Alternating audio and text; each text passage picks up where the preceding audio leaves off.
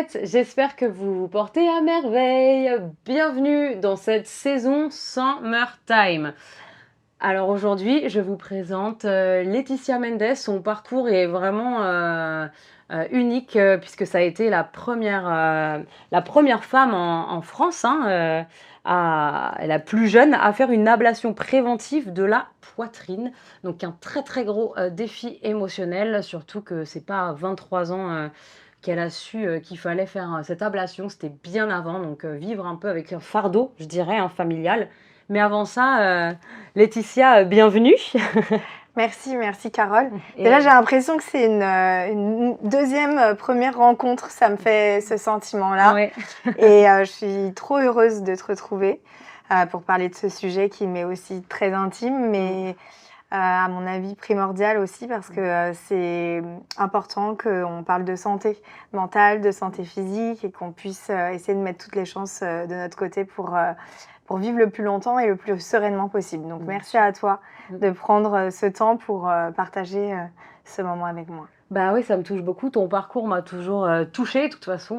Si tu es invité à l'étincelle, c'est que on sait qu'il y a un gros défi émotionnel qui a été puissant. Et surtout, l'objectif, c'est de donner de la foi aux gens qui vont nous regarder et surtout de communiquer sur ton vécu et cette force que tu as eue aussi, parce que tu es tellement pétillante.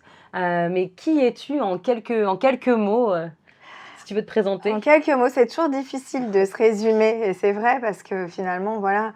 Moi, j'ai 41 ans, je suis la maman comblée de 2 boucans. J'en ai une de 18 ans, donc qui passe son bac, Lana, et qui est voilà une flamme incroyable. Je dis, elle en a pas mis une à côté, c'est mon petit génie. Et puis j'ai Lova, donc qui a 4 ans, qui est c'est d'une intensité, une déflagration d'amour, d'une puissance sans limite. Et quand je dis ça, c'est qu'à chaque fois, on se dit, est-ce que 2, 3, je pense que j'aurais eu 15 gamins, ça m'aurait fait à chaque fois des émotions aussi puissantes. Donc voilà, c'est aussi des défis émotionnels d'être une maman. C'est pour ça que je me qualifie d'abord comme une maman. Oui. Et puis en tant que femme, évidemment, je suis donc DIRCOM de la marque Naf Naf, une marque hyper attachante et qui, moi, m'a bercée depuis ma jeunesse. Donc aujourd'hui, voilà, c'est des valeurs qui sont ancrées, la mode, l'amour de se fringuer aussi, parce que c'était un gène de transmission de mère en fille. Et puis, je suis présidente de l'association Génétique Cancer que j'ai moi-même fondée, donc il y a maintenant un peu plus de 7 ans. Okay. Et pour moi, c'est mon plus gros bébé, c'est mon plus gros projet de vie. Et c'est vrai que si je suis là pour parler avec toi de toute cette histoire et une histoire aussi personnelle assez lourde, c'est parce que j'ai vraiment envie de donner de la légèreté à tous ceux qui vont peut-être passer par ce même parcours et finalement quel qu'il soit, parce qu'on a tous des épreuves à traverser, on a tous des histoires personnelles importantes et pour lesquelles il faut aussi faire face, se challenger dans la vie. Et si on met notre énergie finalement à la partager, je me dis que ça peut donner des coups de boost dans des moments où c'est peut-être plus difficile que d'autres, et j'en ai eu. Voilà, je parle pas de fardeau parce que c'est vrai que on peut imaginer que ce bagage et cette hérédité soit lourde, et c'est le cas. Mais en fait, moi, je l'ai vraiment toujours vécu comme une chance parce que on a su et que aujourd'hui, ces départs un peu anticipés, puisque donc on s'est transmis. Parce qu'en fait, pour voilà, c'est ça, pour revenir sur toute cette histoire, c'est ça. L'histoire, ça a commencé, c'est que ta grand-mère, ta grand-mère, ma grand-mère maternelle. Voilà, maternelle, ta mère. Même arrière-grand-mère, en fait. Et arrière-grand-mère, voilà. D'accord. Et même avant ça, tu sais, mais peut-être. On n'a pas effectivement remonté tout l'arbre généalogique, mais en tout cas, ce qui est sûr, c'est que ça n'a pas sauté de génération. Ouais. Et donc, arrière-grand-mère, grand-mère et maman ont tous développé, voilà, un cancer du sein à des âges très précoces. Et donc, effectivement, quand tu parles de fardeau, il y a cette maladie. C'est comme une malédiction, je disais, fardeau, c'est comme un peu une malédiction familiale, et on l'a pensé maternelle. Longtemps. En fait, on l'a pensé longtemps, jusqu'à ce qu'on déjoue finalement cette idée en comprenant qu'il y avait un facteur qui était responsable de ça et que la génétique avait mis un peu son grain de sel dans toute cette histoire et que donc l'ADN se répétait avec cette erreur. Sur ce ruban et que de manière assez fataliste, on se retransmettait ce mauvais gène et donc du coup indéniablement cette maladie. Et parce qu'à l'âge de 23 ans en fait, tu as perdu ta maman. Tout à fait. Donc, toi, tu avais 23 ans, tu as mis au monde ta première Ma fille. première fille. Voilà. Et j'ai su que j'étais porteuse T'étais à porteuse ce du moment-là de gène. cette anomalie. C'est une anomalie, c'est Donc, un gène, comment on anomalie l'appelle? génétique, Anomalie. mutation en fait, donc qui te prédispose par rapport à la population générale à un risque beaucoup plus accru de développer un cancer. Alors en fonction du gène qu'on retrouve dans ta famille, ça peut être donc moi prédisposition au sein et à l'ovaire, mais il y a des frères de ma mère qui ont fait des cancers du pancréas, tu vois, donc c'est beaucoup plus vaste que ce qu'on veut bien imaginer et c'est pas que des cancers féminins, c'est-à-dire que les hommes peuvent être aussi concernés Ok. par ces gènes et ces anomalies et donc retransmettre aux enfants une malchance sur 2 de leur redonner ce mauvais gène. Ouais. Et donc on coupe jamais finalement ce cercle vertueux, si ce n'est quand on apprend que nos enfants ne sont pas porteurs. À quel âge tu peux apprendre ça? 18 ans. C'est 18 Et ans. donc ma fille est plein dans l'âge. L'âge, Et j'avais un peu interrompu, je t'avoue, ouais. ces interviews parce que entre 8 ans, donc le moment où je sors mon histoire et je parle de tout ça, parce qu'il y a eu cette annonce d'Angelina, et maintenant, 10 ans après, en fait, l'enjeu pour moi, il est encore plus fort parce que je ne sais toujours pas si elle est porteuse ou si elle ne l'est pas. Et je veux respecter aussi son chemin de vie, Bien parce sûr. qu'on peut décider de faire ou de ne pas faire ce test. Et j'ai pas envie de la bousculer. Bien sûr. Ce qui a été bon pour moi à 23 ans, c'est peut-être pas forcément son chemin à elle. Et il faut aussi accepter qu'elle prenne son temps, sa temporalité.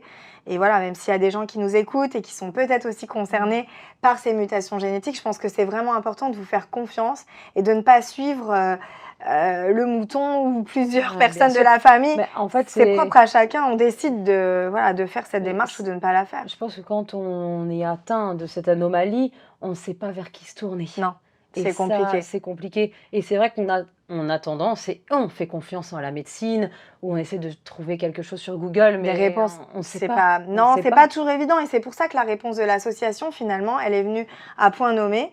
Parce que j'étais très seule quand j'ai fait toute cette démarche. En plus, je venais de perdre mon repère, enfin ma mère, ma remère. Voilà, tout ce que ça pouvait représenter. Tu deviens mère. Je devenais mère au moment oui, où, voilà, où je perdais la mienne. Et donc, dans cette solitude, c'est vrai que ça a été assez éprouvant aussi de se dire comment est-ce que je vais faire et bien faire.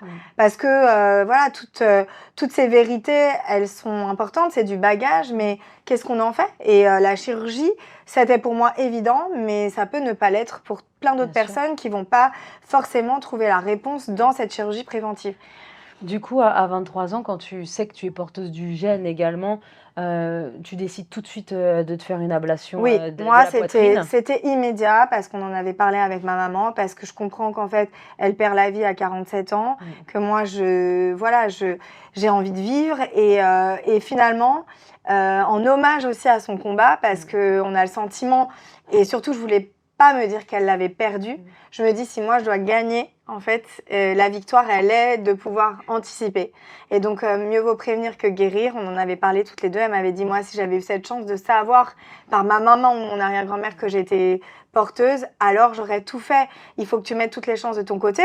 Et malgré tout, parce qu'on l'aimait et on fait tout le maximum pour, on sait qu'on reste quand même exposé comme d'autres personnes parce qu'il peut nous arriver d'autres choses et qu'on peut aussi partir d'une crise cardiaque, comme d'ailleurs est décédé mon papa. Donc, tu vois, j'ai ces deux exemples en fait de vie qui me font me dire simplement, je veux écrire l'histoire avec l'envie de me dire, je veux pouvoir voir ma fille grandir.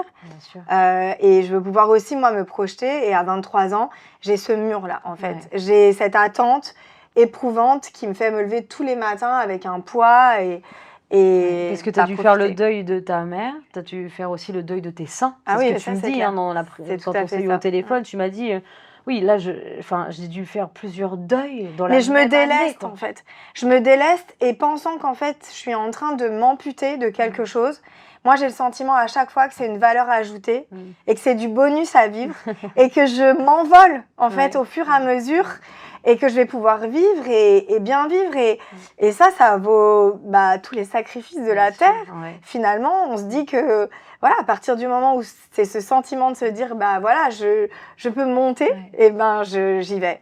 Et c'est vraiment ça, mon réveil, c'est la douleur, certes, mais comme on sait que c'est mental aussi tout ça, tu travailles en te disant à un moment donné, mon ciel est bleu et j'ai le champ des possibles. Et là, tu as même des pouvoirs. D'un coup, tu deviens invincible et tu as ce truc qui te fait te dire, mais waouh, en fait, c'est comme ça, tu vois. Et j'enlève aussi mon armure, tu vois, tout ce qui m'a mis dans un carcan depuis petite. Et finalement, le poids toutes ces années, à avoir aussi peur, à vivre dans une anxiété profonde, dans la pénombre. Depuis que tu es petite, en fait, tu sais que il y a une génétique qui est Tout à présente fait. et qu'à tes 18 ans, ou quand tu étais prête, en tout cas, Tout tu à fait. pouvais réaliser Tout à ces fait. tests. Et Tout à fait. pendant combien de temps tu as vécu comme ça, avec ce poids Bah, je te dirais que jusqu'à ce que ma mère m'annonce qu'elle était malade, en fait, parce que c'est comme si j'avais aussi quelque chose qui était un peu programmé en moi, où je me vois aussi même à sa place. Tu vois, j'ai eu des images là, c'est la force du psychique, en fait, qui te fait te dire, mais c'est ce qui va t'arriver si toi, tu ne bouges pas. Bah, finalement, tant que j'ai pas réussi à faire ce geste qui va me sauver la vie, probablement, enfin, moi, j'en ai l'intime conviction et me permettre de vieillir, et ben, j'ai le sentiment que ça me sera pas possible pour moi et que ça m'est pas réservé. Donc, tu vois, en fait, c'est ça, c'est briser ses chaînes, m'envoler, accéder un peu à, voilà, déjouer cette fatalité et me dire que maintenant, rien n'est insurmontable en fait, et il n'y a rien d'impossible. Et face à l'impossible, eh ben, il faut rester toujours inspiré. Tu as réussi à trouver la lumière au bout de combien de temps après tout ce que tu as vécu dans cette période? C'était en 2008, hein, c'est ça? En fait, je continue petit à petit et j'avais fait un exercice où on m'avait demandé d'ailleurs sous hypnose d'aller corriger toutes ces zones d'ombre en fait que tu as et que tu portes encore en toi. Je pense qu'on a tous des marques et des blessures, des fêlures aussi. Bien sûr. Et je continue en fait avec une petite baguette magique intérieure de gommer toutes ces zones d'ombre. Donc petit à petit en fait il y a de plus en plus de lumière et la lumière apporte la lumière et c'est un chemin comme ça qui me fait me dire à chaque fois ne laisse pas rentrer, ne laisse plus rentrer tout ce qui t'a aussi été un peu difficile et bats-toi pour garder cette lumière et qu'elle soit de plus en plus puissante et que tu puisses rayonner au travers l'entraide. Et pour moi, j'ai l'impression qu'elle devient, et on en a parlé, encore plus puissante parce qu'à chaque fois que j'accompagne, à chaque fois que je fais une bonne action, et pour moi, dans le sens de bonne action, c'est l'écoute, c'est le partage, c'est voilà, fédérer, rassembler, Bien sûr, unir en fait toutes ces âmes. Ça me purifie et ça me rend, je sais pas, heureuse en fait. Voilà, je me nourris en fait de tout ça.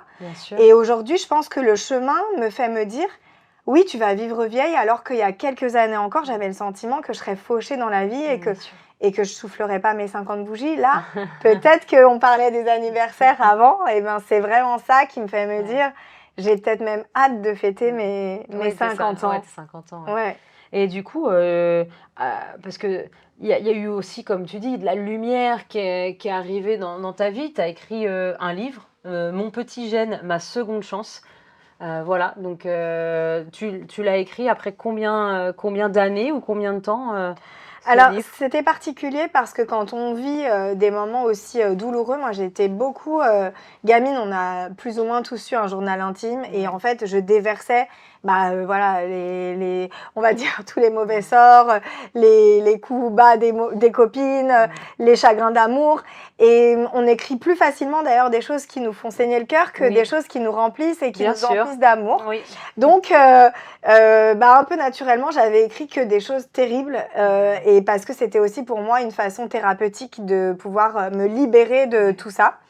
Et un jour, en fait, quand évidemment Angelina Jolie a parlé, donc pour moi, ça a été... Combien d'années après? Alors 2013 et moi j'avais été opérée en 2008. Okay. Donc là, pour moi, c'était un alignement total. Je sentais une légitimité à pouvoir aller à la rencontre des autres. Et je me suis d'ailleurs dit que j'aimerais trop l'appeler. Je raconte souvent cette histoire pour échanger avec elle parce que c'est tellement atypique comme histoire que finalement on se dit c'est complètement fou en fait. Il y en a beaucoup. Alors maintenant, oui, de plus en plus, mais le choix de la prophylaxie et de la mastectomie préventive, c'est quand même 5%. Hein. Toutes les femmes, malgré le fait qu'elles apprennent qu'elles sont porteuses du gène, ne se font pas enlever la poitrine ou les ovaires. C'est quand même un geste qui est assez mutilant. Donc, c'est vrai que tout ça, c'était assez incroyable à vivre. Et je me suis dit, bah, finalement, moi, si je peux peut-être aller à la rencontre, ça va continuer de, moi, me permettre d'aller bien. Et puis, je vais peut-être pouvoir aider aussi, accompagner en tout cas les autres femmes. Tu as été aidée quand tu as vécu tout ça d'un coup? Est-ce que tu t'es Non, pas du tout. Non, pas du tout. Et j'avais même honte. Les médecins? Non, Ils pas t'ont pas par les aidé? médecins. Alors, oui, il y avait le staff un peu psy, tu vois, qui te dit, voilà, faut parler de ça, faut pas Bien rester dans la torpeur. Le fait de dévoiler aussi physiquement, parce que ça t'entame, le résultat a été chaotique. Moi, j'ai pleuré des mois durant, me reconnaissant pas. Enfin, tout ça, tu vois, c'est des choses où j'ai pas pu aussi mesurer, parce que tu dis oui, je vais le faire, ok, ça va le faire, mais entre ça va le faire et du coup, bah, tu le fais et tu te morfondres pas et tu sombres pas dans la déprime, c'est encore tout un truc. Donc moi, je me suis battue pendant 10 ans pour aussi aller bien, aller de l'avant, et je me suis dit, ça va probablement servir à, voilà, à d'autres. Donc, quand on m'a proposé d'écrire ce livre, parce que tout le monde savait et qu'on est venu me chercher en fait dans le témoignage, je me suis dit, ben, c'est une force, parce que parler à tout le monde comme je parle avec toi, déjà, c'est très rare que je mette le sujet sur la table. Salut, je m'appelle Laetitia, t'as vu mes seins? Ouais, t'as vu, elles sont... Voilà, donc, limite... T'as pas choisi une grosse taille, non, donc non. D'ailleurs, j'en avais beaucoup plus, et j'ai même demandé à ce que ce soit limite une réduction pour pas que les prothèses donnent cet effet d'obus, avec lequel t'es pas à l'aise. Et honnêtement, aujourd'hui, je suis super contente d'avoir mis ce décolleté, de pas avoir mis de sous-vêtements non plus, parce que voilà, je le dis, c'est aussi la chance, ils tiennent bien, malgré les 41 ans. Et donc, du coup, voilà, j'assume tout ça, mais c'est vrai que le regard, c'est pas évident de se confier là-dessus. Et je me suis dit, peut-être que des femmes aimeront le trouver dans un bouquin, une histoire aussi qu'on peut plus facilement lire, et une histoire familiale. Donc, c'est les éditeurs qui sont venus à moi, et j'ai commencé à faire des interviews en radio, j'ai été un peu médiatisée autour de tout ça, et j'ai assumé le regard parce que je savais que ça allait être de la valeur ajoutée aussi. Voilà, et je pense que c'est d'ailleurs aussi qu'on accepte assez facilement cette intrusion, parce que sinon on a vraiment envie de se mettre dans un terrier, et chaque jour je continue de le faire et d'en parler, et pour mes filles aussi c'est difficile. Oui, parce que tu as eu j'ai eu deux filles derrière. Elles peuvent être porteuses de ce gène. Exactement. Tu leur conseillerais plus tard pareil de te faire la même chose que Alors, ce que tu as moi, en fait, le meilleur conseil que je puisse donner, c'est que déjà, pour moi, ça a été un second souffle. Je parle de ça comme d'une renaissance, parce que finalement, ma vie a été quand même nettement plus belle après, malgré le fait, et tu sais, spirituellement, j'ai perdu ma maman, mais j'ai construit autre chose avec elle, avec ce manque aussi physique, de par l'amour qui nous transcende et qui me ramène à elle tous les jours, chaque jour, et je parle d'elle et je continue de parler d'elle. Je parlerai de mes enfants et je continuerai en fait d'être, pour moi, la meilleure maman, en continuant de les aimer et d'accepter en fait aussi leur chemin. Bien sûr. Et je l'ai accepté parce que même si j'ai réussi à convaincre ma sœur, parce qu'on est très proches aussi et qu'elle-même était porteuse de cette anomalie génétique, j'ai respecté son choix pendant des années. Maintenant, ce qui est vrai, et c'est ce que je dis, en accompagnant encore ces femmes au quotidien, le cancer, c'est pas une petite maladie en fait. C'est vraiment un fléau aujourd'hui sur des personnes aussi jeunes que nous. Moi, j'ai perdu quand même ma cousine il y a encore pas très longtemps d'un cancer du sein, et elle en est décédée. Le problème de ces cancers génétiques, c'est qu'ils déciment des familles entières et qu'on met vraiment son pronostic vital en jeu si on laisse la maladie arriver. Donc, c'est vrai que je les alerte avec toutes ces choses-là qui font partie de mon histoire et qui sont que c'est pas le monde des bisounours. Donc, je continuerai de leur dire tout ce que j'ai dit. Après, je pense qu'elles feront ce chemin et je les accompagnerai. J'espère vraiment être en vie pour être là si elles devaient décider de faire ces chirurgies. Et c'est vraiment ce qui m'anime au quotidien. Et c'est ce que je dis aussi à toutes mes ambassadrices et à toutes ces femmes qui représentent aussi ce flambeau. On veut être là le plus longtemps possible pour pouvoir continuer d'accompagner les gens, et si on a la possibilité, comme dans notre cas, de pouvoir avancer, de faire les contrôles, de pouvoir se faire tester et de pouvoir vivre le plus longtemps possible en étant protégé, alors je pense qu'il faut avancer avec la science. Voilà. Bien sûr. Quand tu as créé ton association Génétique Cancer, Tu l'as fait aussi un peu pour tes filles? Enfin, Je en l'ai tout cas, complètement fait pour elles. Chaque enfin, ta jour, première, parce c'est que c'était il y hyper. a 7 Voilà, ans. c'est ça. Je le ressens, c'est pour ça Ouais. que je te posais la question. C'est chronophage, ça me pompe une énergie dingue. On n'a Ouais. pas idée parce que j'ai quand même une journée pleine, hein, quand en plus on a des postes à Oui, responsabilité. c'est ce que C'est j'allais dire. Où est-ce que beaucoup de tu boulot. trouves quand tu travailles La sur nuit, j'ai une chance. Je dis, je dors très peu. Je me régénère ouais. avec peu de sommeil. Mm. Et des fois, voilà, je fais des micro siestes Mais quelle nocturnes. crème utilises-tu? On veut ce Non, secret. non. Ah bah je fais les petits massages comme ça, j'essaye avec les pierres aussi, pierres. les roll-up, tout. J'utilise à peu près tout puisque je ne dors pas beaucoup, je mets des trucs, voilà. Et le sourire, pour Ouais. moi aussi, Mm. c'est voilà, c'est En ce tout cas, tu le qui, communiques ouais, bien c'est le sourire qui fait que ça gomme tout le reste. du coup, dans cette association, tu travailles dessus la nuit, mais comment tu fais pour accompagner toutes ces femmes au Alors, quotidien? j'ai trouvé toutes ces forces vives, ces âmes qui sont venues me rejoindre, parce qu'à partir du moment où le livre, évidemment, est Ouais. sorti, Ça a dû j'ai faire eu un bruit toutes ces monstre. rencontres, tous ces gens qui sont venus Bien en me sûr. disant on va t'aider. Ouais. Et en fait, on fait rien dans la vie tout seul. Donc, Non. tu vois, la Ouais. preuve en est, toutes ces L'union connexions. fait la force. Voilà, Mm. c'est ce qui m'a permis aujourd'hui de monter ce royaume avec toutes ces âmes charitables qui sont toutes bénévoles, Ah oui. qui donnent de leur temps, qui répondent, qui accompagnent, qui font des tables rondes, qui font des conférences et qui tous les jours en fait sont là pour répondre. Et j'ai encore reçu tout à l'heure, et je te le dis, un message d'un mari qui m'a dit merci, Victoria s'est faite opérer ce matin et je suis soulagée pour nos 2 enfants. Et en fait voilà, moi ce que je veux c'est juste qu'en fait finalement tout ça ce soit pas vain. Je pense à toutes ces âmes qui sont présentes avec nous, qui se sont envolées mais qui aussi continuent de nous accompagner dans l'association. C'est ce qui donne de la Et c'est ce force. qui donne énormément de sens en fait à tout ça. Donc c'est un second souffle et je suis sûre qu'il y en aura plein d'autres pour voilà, vous tous qui nous écoutez. Mon histoire fait partie de toutes ces histoires parmi tant d'autres. Et si on arrive à trouver du bonus et voilà, et de la solidarité, alors Bien je pense sûr. qu'on peut vraiment sauver le monde. Bah ouais, c'est beau en tout cas ce que tu fais. T'as tellement d'énergie, my God. Mais attends, t'as 2 enfants. T'as une grande et une plus petite, n'est-ce Ouais, pas? ouais. T'as un gros poste à responsabilité quand même, hein, c'est pas rien.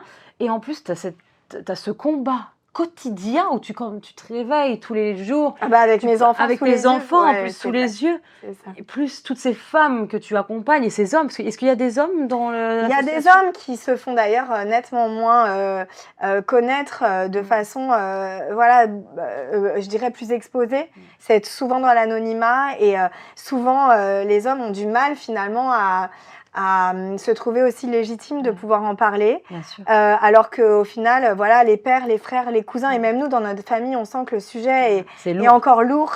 Ouais. Et d'ailleurs, voilà, je pense à mon frère, je pense à mon cousin, je pense à mes cousins et qui aussi ont fait les tests pour leurs enfants. Ouais. Et je pense à mon Roméo aussi, voilà, qui est le fils de ma sœur. Et tout ça, en fait, quand tu dis oui, cette énergie, en fait, elle se cultive. Ah, bien sûr. Moi, je pars du principe que à chaque fois que tu ouvres tes mains et que tu tends des mains, en fait, voilà, plus on est nombreux et plus ça se multiplie. Et c'est ça, et c'est ça qui est beau, en fait, et c'est ça qui donne finalement, voilà, 7 ans après, encore de l'énergie parce que c'est très chronophage pour continuer. Il faut le tenir longtemps, en fait. Bien L'association, sûr. quand Ah tu oui. prends une décision Ah comme oui. ça, Non, c'est tu as toute des la vie, mouvements quoi. de haut et de bas. Bien sûr. C'est toute la vie et j'ai envie que Génétique Cancer, en fait, fasse partie de ces associations pionnières qui, dans quelques années, en fait, voilà, auront complètement révolutionné, en fait, les cancers génétiques et T'as combien et de personnes l'accompagnement. depuis 7 ans? T'as aidé combien de personnes depuis 7 ans? Je Vous, me en tout cas. représente pas, en tout cas, ce qui est Enfin, sûr, vous, c'est qu'on c'est- est passé de 15 mails par jour à maintenant, voilà, une centaine de mails. C'est plus de 3000 mails et avec pas de salariés. Donc, voilà, des gens qui sont là, qui se renouvellent dès qu'ils partent, dès qu'ils viennent. Enfin, nous, on fait des appels à bénévolat parce que c'est ça le plus important. Bien sûr. Et puis des appels aussi à la générosité parce que la collecte permet aussi de financer Ah tout oui, ça. c'est ça, Tu c'est vois, le on fait oui, le don. le don, On hein, fait c'est des ça. spectacles, Ok. on Ah, organise des galas de charité, ok. on vend aussi des produits de partage sur notre site internet.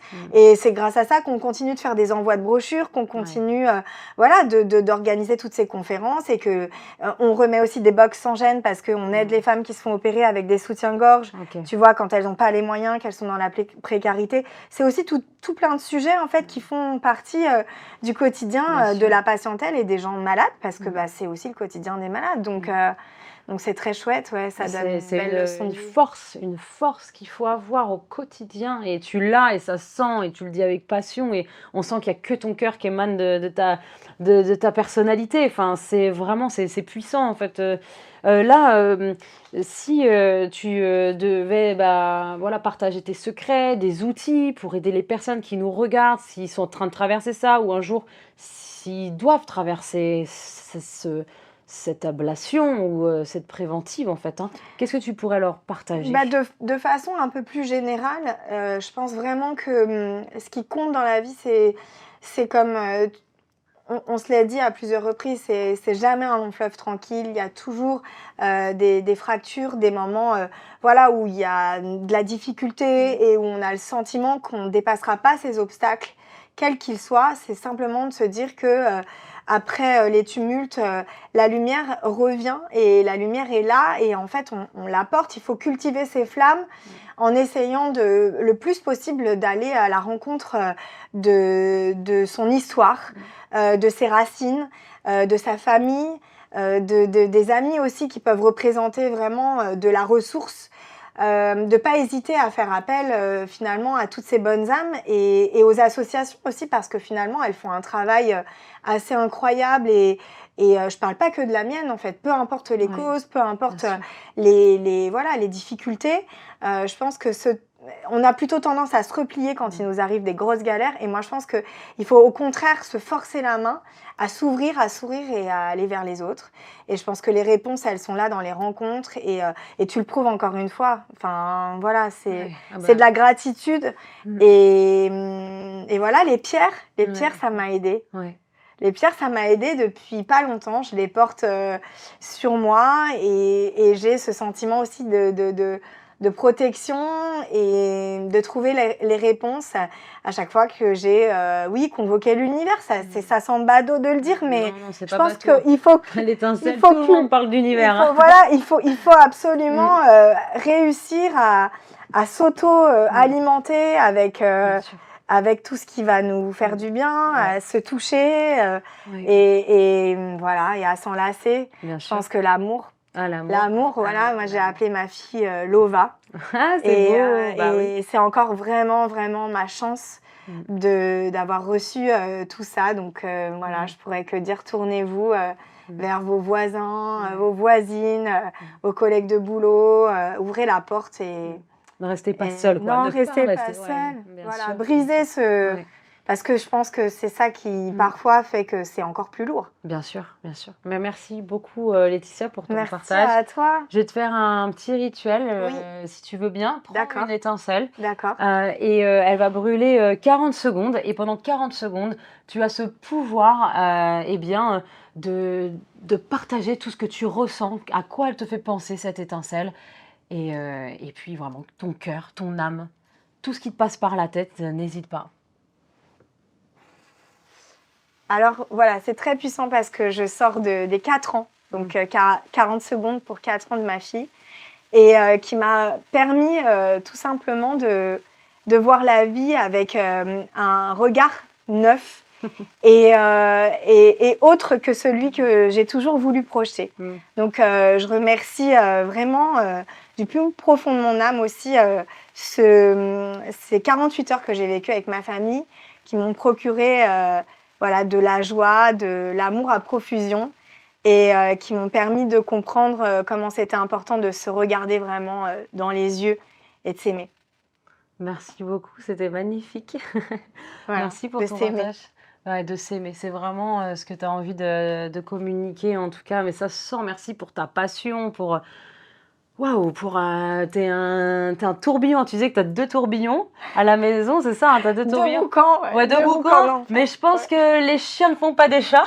Une expression que j'aime beaucoup parce que t'émanes vraiment de la puissance dans le sens où tu vas pas lâcher, quoi. Non. Et ça, c'est pas jamais. Toi, jamais. Je vois ta pitbull. On dit toujours ça et mais c'est vrai. Et c'est tant que ça bat ici, bien sûr. ce battement de cœur-là, il permet de... Je sais pas, c'est l'amour qui nous porte et c'est l'amour qui m'a aussi été... j'ai été inondée, j'ai baigné dans tout ça. Mhm. C'est ça ma chance aussi. Et j'ai vraiment envie de la donner aux autres et j'ai vraiment envie de la retransmettre à ma famille, à mes amis et à tous les gens finalement que je croiserais. Donc, merci pour ton amour et je te souhaite vraiment la plus belle vie possible.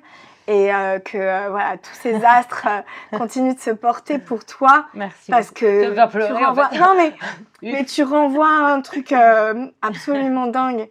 Et en fait, non, bah, je suis comme toi, c'est le cœur qui parle, non, mais c'est les paillettes. le plus important, c'est vraiment en fait d'ouvrir son cœur. En fait, oui. C'est pas facile. Non, c'est vrai. On pourrait penser comme ça que finalement, oui, c'est tout fait, c'est pareil. Et en fait, au quotidien, ouvrir son cœur, c'est plus facile de le fermer. Donc, exactement. Merci de laisser la place à tout ça et d'inonder en fait. Bah, voilà. Non, merci à toi. Moi, l'objectif, soyez les plus heureux. Des parcours de vie comme celui de Laetitia et toutes les personnes que j'invite à l'étincelle. On a du mal à se lâcher. Il y a trop d'amour, il y a trop d'amour. On est aimants, merci beaucoup les paillettes, merci. On fait ça, regarde. Ah voilà, le petit cœur. C'est vraiment ça, parce que quand il y a la réunion, exactement, on ne peut que doubler cette charge émotionnelle. C'est vrai. Merci beaucoup les paillettes, merci. Likez, partagez. Encore une fois, l'union fait la force, l'amour fait la force. Et là, on le voit. C'était incroyable cette saison Summer. Merci beaucoup. Et n'oubliez pas qu'une seule étincelle peut rallumer un feu de joie. Et ça, on en a encore la preuve aujourd'hui. J'ai des frissons et merci Laetitia pour ton partage.